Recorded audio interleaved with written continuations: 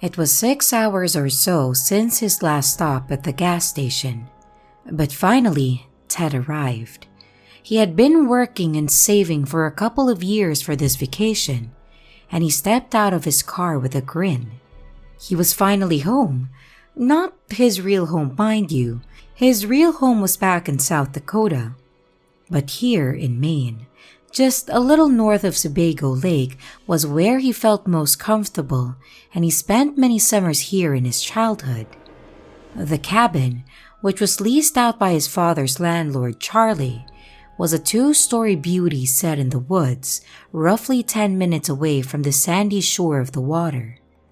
Grabbing most of his stuff from the trunk of his car, he walked up to the heavy wooden door. Pushing the key into the hole, he bumped hard into the unmoving portal. The continuous heating and cooling of the old cabin throughout the seasons must have caused the door to stick, so he pushed harder, and it still did not budge. Turning the key back and forth a few times, he finally booted it in hard with a resounding crack.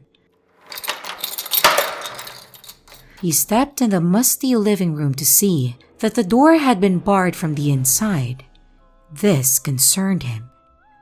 He went through the house, turning lights on, looking for anyone who might be in there. The living room and the kitchen were spotless, and the hallways leading to the up and down stairs were undisturbed as well. He opened the door to the basement and pulled the string to the light at the top of the stairs. Nothing. As he got out his phone to turn the flashlight app on, he glanced down into the dark void, and a shiver ran down his spine. It looked threatening and sad.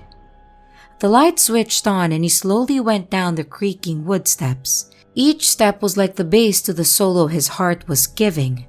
Hot sweat beaded down his cool face as he reached the landing. Something moved and made him nearly jump out of his skin. He reached for the light to the left of the steps and clicked it on, painting the concrete walls and the earthen floor with light. Ted looked where the noise had come from. On the wall under the stairs was some gardening equipment, and the rake had fallen over. Feeling incredibly foolish, yet relieved, he looked around. There was lots of old hunting and trapping gear, which made sense being in the middle of nature. On the right side of the basement, where the dirt had not been packed down, was some uninteresting luggage, and to the front, where the stairs came down, was just a washing machine and a dryer. Satisfied, he turned off the light and went back upstairs. Reaching the top, he shut the door, letting the rest of his fear run out of him. He checked the bathroom and downstairs bedroom and found nothing. The top floor was 2 bedrooms which were both spotless and not even that musty. Ted wasn't one to dwell on things, so he just left it to the owner being an eccentric, and feeling hungry, he went back down to his car. The cooler in the back seat had a 6-pack of PBR, a personal favorite from his teen years, and stuff for sandwiches. Closing the door, he took a moment to admire the land as the sun began to set. The trees and the surrounding woods were bright orange, with a contrasting darkness both blending together to make everything look like it was on fire. Thinking back to his childhood here, he remembered his dad dropping the first pile of logs into the fire pit to the south of the cabin. With a clunk, he'd stand up straight, put his hand on Ted and proclaim, "This is the magic hour. Anything can happen, from elves visiting from the trees to the spirits of the Saco River coming to enact the curse." He'd say it with a chuckle. Ted would feel spooky excitement run through him the rest of the night, and the years hadn't taken that. He sighed and went back inside. He walked into the kitchen, cooler in hand, and stopped. The fridge and all of the cupboards were open, and then the smell hit him. It was like rotting flesh, and he almost threw up. Moving towards the fridge, He saw the shelves had old food on them. How old it was, or even what it had been, he didn't know. Wait, were all the doors open when he walked in before? Surely he would have noticed, at least of all the horrid stench. He grabbed some garbage bags from under the sink and began to dump the fridge's contents. He couldn't believe the old man would just leave this stuff here for so long, but he had to be pushing 70 now and probably didn't give a rat's ass. After about 20 minutes of cleaning the fridge, the smell died down and he could finally stomach a sandwich. He made his favorite, a triple roast beef and cheese, and sat down on the couch to listen to the radio. Opening a beer, he flipped it on, hearing nothing but static. He tuned past a few scratchy country stations and finally found one with classic rock.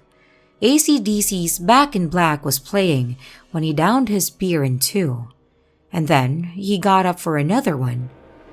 Coming back to the living room, the station cut out. It was nothing but static at first, but then he could clearly hear a girl's voice. She sounded like she was crying or pleading, and he made out the words, "I'm so hungry. I'm so hungry." The static cut back in again, and the song Bad to the Bone by George Thorogood took its place. Ted was beginning to get nervous. He ultimately chalked it up to a strange coincidence, but with the sun barely visible now and being by himself, his imagination was starting to get to him. He took a deep breath and a deep swig and went through his bags to get the Sudoku he did when he had free time. He rifled through it, but realized it was in his passenger seat. He got up and opened the door, and his heart leapt from his chest as he rushed back behind the door. In the front seat was a silhouette just staring at him. He didn't get a great look, but it was definitely a woman with dark hair. He looked next to the wood stove and grabbed the small metal shovel on its wooden holder. Slowly opening the front door, he looked again to the empty car. He knew there was someone in there just a second ago, and he wasn't sure what was going on, but he didn't feel comfortable here anymore. He packed his belongings back into his bags, and with a careful glance, he went out to his car. He put his stuff in the back seat and got in to start it. Only, his fingers didn't meet his keys. He looked over and sure enough, they were not in the ignition. "Fuck!" he yelled in frustration. Now, he would have to get a hold of the police and report it. Some vacation. He pulled the phone out of his pocket and went to dial the number for the local police when he noticed the smell. It smelled exactly like the rancid food he threw away. Through the sounds of his own gagging, he heard something else from behind him. A funny sort of cracking noise, like that of a fist full of grass being pulled from the ground. He looked in his review mirror and saw something that made his skin crawl. It was the woman again. Her dark hair about shoulder length glistened with something moist. One of her eyes hung limply from her dark bloody socket. Chunks of meat were missing from her face, and where her jaw should have been, a gaping hole ripped from her cheeks down her neck, and her tongue flapped nauseatingly as if she were trying to speak.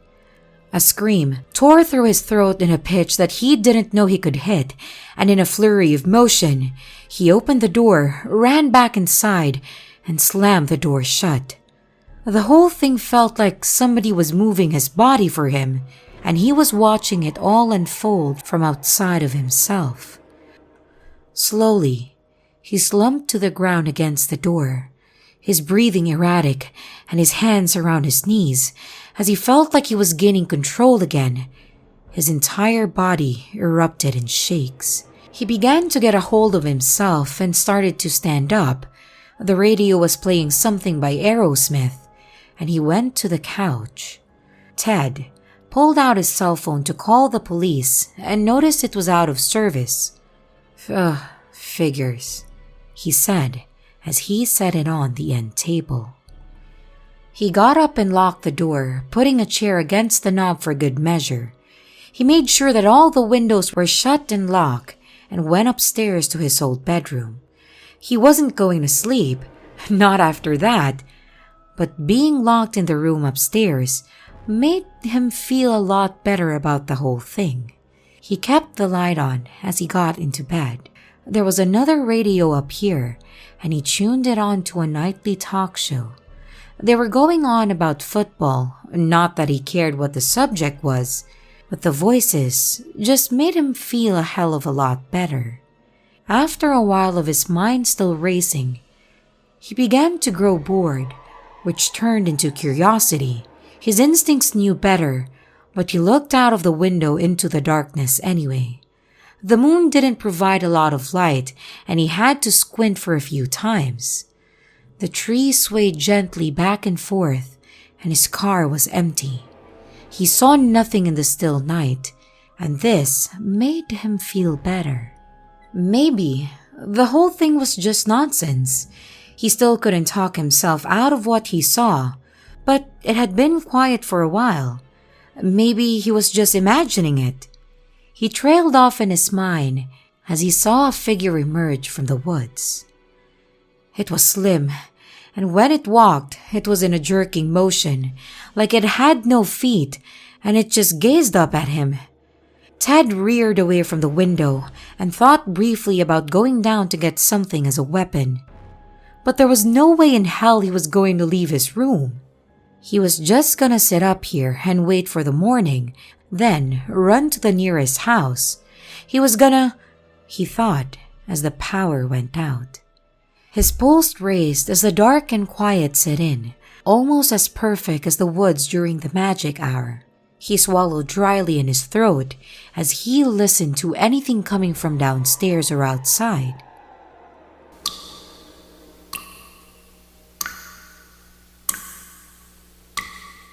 The sound of something dripping coming from the bathroom to the left of the room that he was in, and the door was slightly open. He turned on his flashlight and slowly turned to it. He opened the door all the way and the light revealed the tub.